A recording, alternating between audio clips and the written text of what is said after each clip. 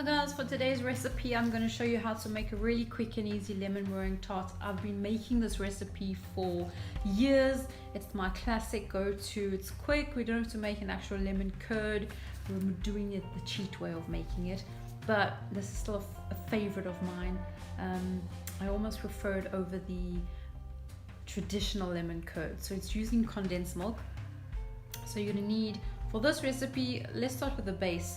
So for the base of the recipe, you need 200 grams of graham crackers or any tea biscuits, something that hasn't really got any flavor to it, but not a very buttery biscuit either, something that's quite dry.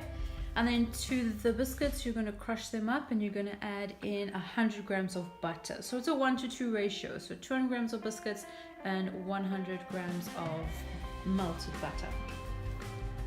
Then for the filling, you're going to take 1 can of condensed milk. It's about 385 grams in a can.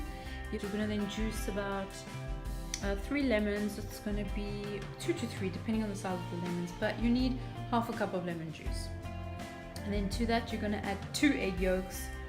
So you're going to combine, I'm going to show you how, but you're going to combine your condensed milk, lemon juice and egg yolks. That's going to give you your lemon curd. And then for your meringue topping, we are going to use our egg whites. So I've got 3 egg whites here. I've got some sugar. We're going to measure out 150 mils of sugar, white sugar, and we're going to add to that 5 mils of vanilla essence, 5 mils of vanilla essence. And you're going to also add in 5 mils of some lemon juice to your meringue. Okay, so those are your ingredients. Let's quickly go over what equipment you're going to need. So I use a hand electrical mixer. You can use a stand mixer. You're obviously going to need your little mixers here. You're going to of course need a spatula or 2.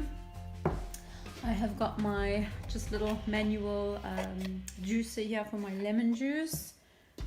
And then for the actual pie, I'm gonna bake it in this cute little pie tin.